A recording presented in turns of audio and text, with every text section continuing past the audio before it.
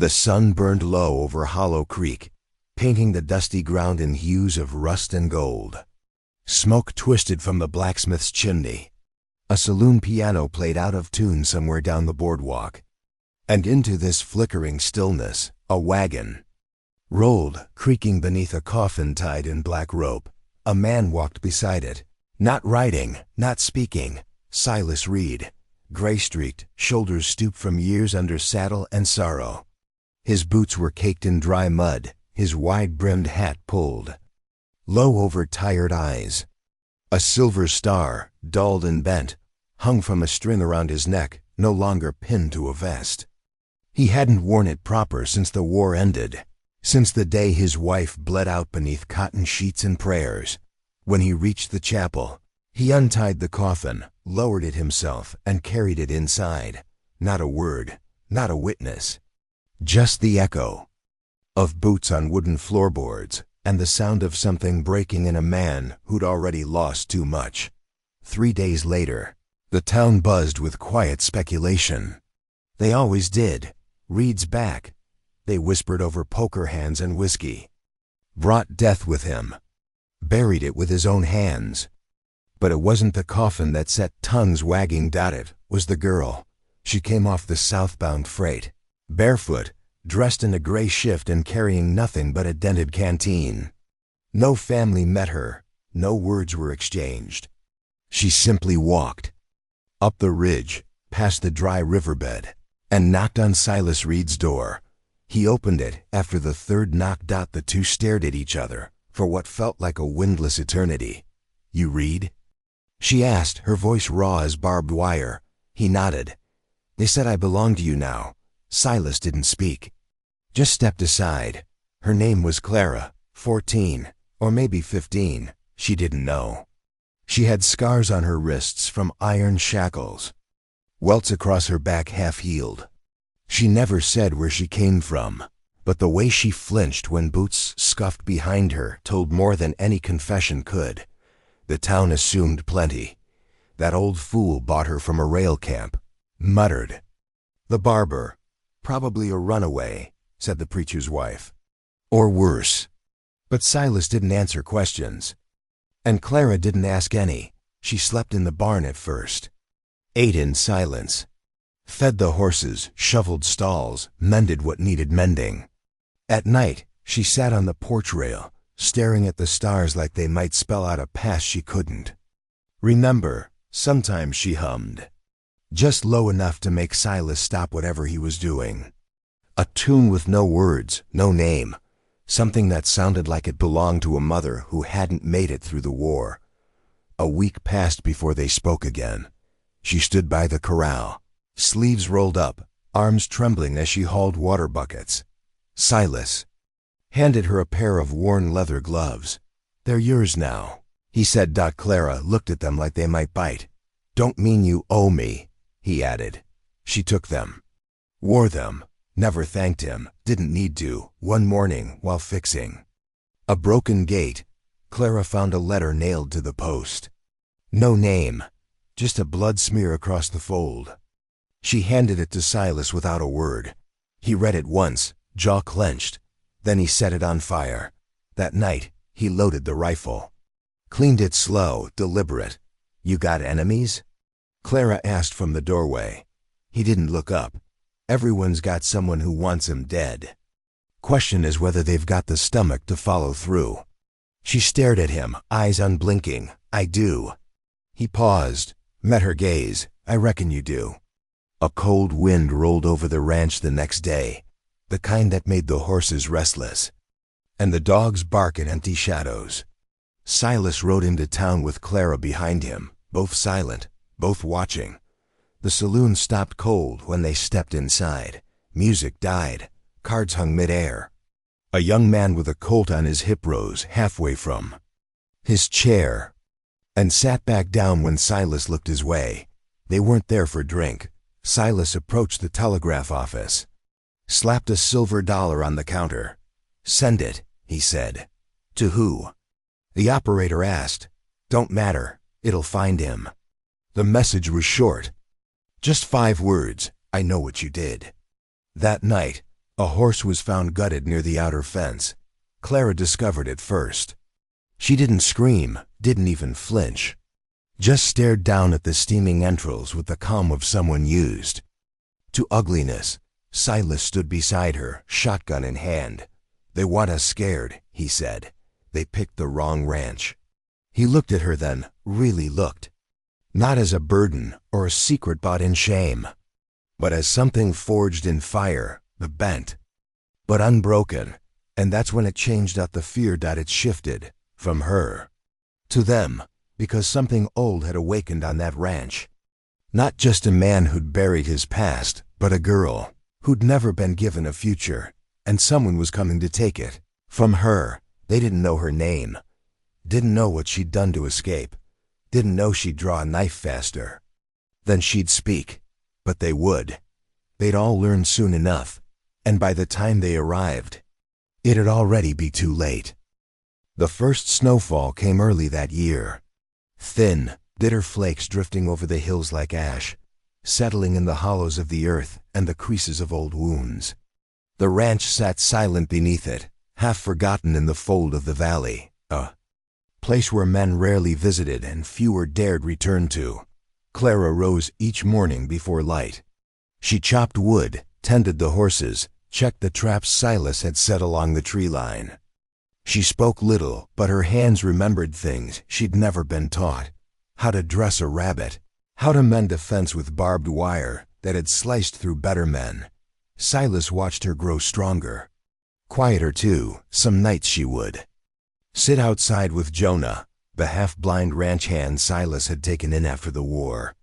Jonah had once been a tracker, a scout, one of the best. His tongue had been cut out by Confederates at Antietam. He couldn't speak, but he listened better than most men ever could. Clara didn't need words with him. One evening, she traced a scar across his palm and held up 3 fingers. 3 men? He nodded. "They coming here?" He nodded again. She looked toward the mountains. Why? Jonah just closed his eyes. That night, the hounds wouldn't sleep. They paced near the barn, growling low into the dark. Silas came out with his rifle. Clara beside him, boots barely tied. They waited in silence beneath a pale moon until a rustle came from the trees. Not footsteps, hooves. But not just one. Set. 6 riders. No torches, no flag of warning. Just shadows on horseback, their faces wrapped in cloth. One of them rode forward, his saddle creaking in rhythm with the wind. He tossed something into the dirt. A leather collar. Clara stepped closer. The man said nothing, but the look in his eyes said enough. "You want her," Silas said, steady. "Come take her." No bullets were fired that night. The riders turned back, not in fear, in calculation. They'd be back. And the next time, they'd come hungry. By morning, Clara was gone. She'd left a note, scrawled in coal on a feed sack. "Can't risk what's left of you." Silas saddled up within the hour. He took Jonah with him, 2 rifles, and 1 last silver bullet carved with a cross. He didn't know where she'd gone, but Jonah had seen her tracks, light and fast, headed west along the creek bed. They rode 2 days, through sleet and fog, following signs a lesser man would have missed. Broken twigs, a bit of blood on a thorn bush, a scrap of cloth snagged on mesquite. On the 3rd day, they found a shack burned to the ground. Inside, a boot. Clara's size, outside, drag marks. Jonah knelt in the ash. His fingers traced the soil, the direction of the marks. Then he pointed south, toward the borderlands, toward the old mining camp turned outlaw haven, Crow's Hollow. Silas stared across the plain. He remembered Crow's Hollow, remembered the men who ran it, and the men who didn't survive it. One name rose up from the dust like a curse. Vale. It hit Silas like a fist to the ribs.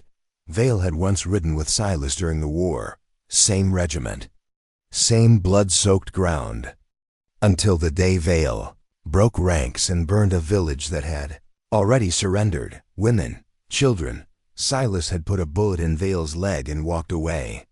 Figured that was the end of it. But war never really ends. It just waits.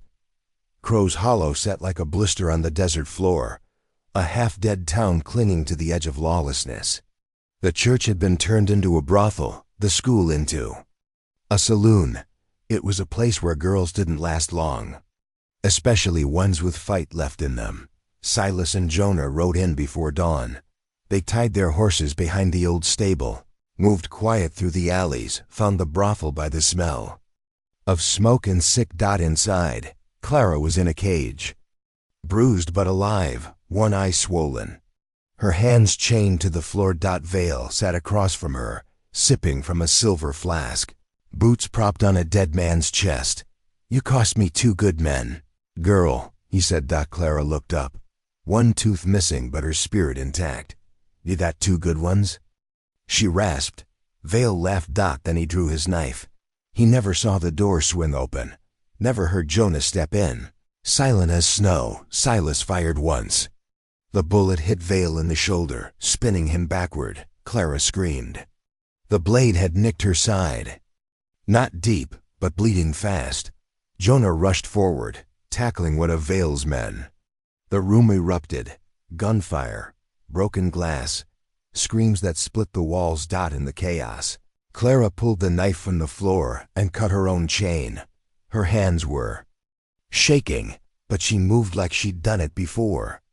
She grabbed a pistol from Vale's belt and shot the man, choking Jonah. Silas dragged Vale out into the street. He pressed the barrel to his former friend's temple. "You still got one leg left," Silas said. "Want me to even it out?" Vale spat blood. "I should have let you die in the trench." Clara stepped beside Silas, bleeding, breathing hard. "Not yet," she said. Silas looked at her, at the fire in her, and something passed between them. Not permission, not vengeance. Understanding. He lowered the gun. "You come back," he told Vale, "and we finish it." Then they turned and walked into the coming dawn, bloodied, silent. Alive. But nothing that survives fire comes out unchanged. Not even them. Winter thickened over Hollow Creek, layering the hills in silence. The wind no longer whispered. It howled, mournful and cold. Snow buried the past in white, but not deep enough to keep old ghosts from stirring beneath it. Clara recovered slow. A long scar down her side marked where the blade had kissed her, a thin reminder of how close cruelty had come. She no longer sat quiet on the porch. Now she rode the ridge each morning, watching the tree line like a hawk. A rifle rested across her saddle. She had become the thing she feared. Silas saw it, the hardness creeping in. The same stone-faced stillness he once wore when the world had taken too much and left too little behind. Jonah carved a wooden figurine for her one evening, a horse, simple and rough. She held it a long time, then placed it atop the mantel. Without a word, the ranch held its breath. Then came the telegram. It arrived folded in wax paper, handed off by a writer too afraid to ask questions. Coming for her. 3 days, Vale. Silas read it twice, then burned it in the hearth. No one ran. No one packed a bag. Instead, they started digging. They fortified the barn, spread dry powder near the gate, stacked ammunition behind overturned troughs. Jonah buried a scattergun in the hayloft. Clara sharpened every knife in the house until her fingers bled. On the second night, Silas opened a locked trunk beneath the bed. Inside, a Bible, worn and weather-stained. And a ring. He turned it in his palm. His wife's. He slipped it on. Clara's necklace, next to the rusted locket she never opened. "She would have liked you," he said. Clara blinked fast but didn't speak. That night, she dreamed of fire and snow and boots and blood. On the 3rd morning, the storm broke. 5 riders, 1 wagon, and Vale at the front, coat open, revolver low on his hip, eyes black with fury. He stopped at the edge of the fence line. "Read," he shouted. "You ready to finish what you started?" Silas stood in the doorway, shotgun in hand. "No," he said. "But I will." The first shot rang out from the barn. Jonah. One rider fell, screaming. Another turned his horse. Clara dropped him from the hayloft with a clean shot to the neck. Vale charged. Silas met him halfway. Dust kicked up in clouds. The sky cracked with thunder. It wasn't just a gunfight, it was a reckoning. Years of guilt, betrayal, and buried blood boiling over in the roar of bullets and fire. Vale made it too. The porch kicked down the door. Silas met him with a broken chair leg and a fist. The two men crashed into the hearth. The Bible spilled from the shelf, pages torn and burning. Vale slammed Silas against the wall. "You think she's yours?" he hissed. "You think you're some kind of savior?" Silas grabbed the silver bullet from the mantel, the one he'd saved since the war. "No," he whispered. "But I ain't her jailer either." He jammed it into the barrel. Vale turned, and Clara stood in the doorway, blood on her cheek, rifle shaking in her arms. "Move," she told Silas. He did. She pulled the trigger. The shot tore through Vale's chest. Not clean. Not merciful. He dropped like a sack of gravel. The silence after was thicker than snow. Jonah limped in, dragging the last rider by his coat. Clara walked past the body of the man who once owned her, who once tried to erase her. She didn't look back. Later, they buried Vale beneath the cottonwood tree where Silas had laid his wife years ago. No name on the marker, just a rope coiled beside it. Unknotted, they burned the wagon and the weapons, fed the fire with all the pain that had tried to reclaim them. That night, the three of them sat on the porch. A quiet fell, not heavy, not haunted, just honest. Clara leaned her head on Silas's shoulder. "Am I free now?" she asked. Silas watched the stars. "No," he said, "but you're yours." Jonah lit a match, held it up to the dark. Somewhere far off, a coyote howled, not hungry, not hunting, just remembering it was still alive. A week later, a stranger arrived. A.U.S. Marshal asked about Vale, about the shootout. Silas handed him the burned telegram, the silver bullet casing, and pointed to the unmarked grave. The marshal nodded, hat over heart. Before he left, he looked at Clara. "You kin?" She shook her head. "No, but I'm staying." The man rode off without another word, and as his dust settled, Clara walked to the barn and painted her name on the stall door. Big, bold. Clara. Read. Not bought. Not broken. Just home. And on a nail beside her name, she hung the leather gloves, the first thing that had ever been given to her without a price. They stayed there through the seasons, drying in the wind. Proof that even in a land as cruel as the West, something could still be saved, even if it was just one girl with a scar and a name no one could take.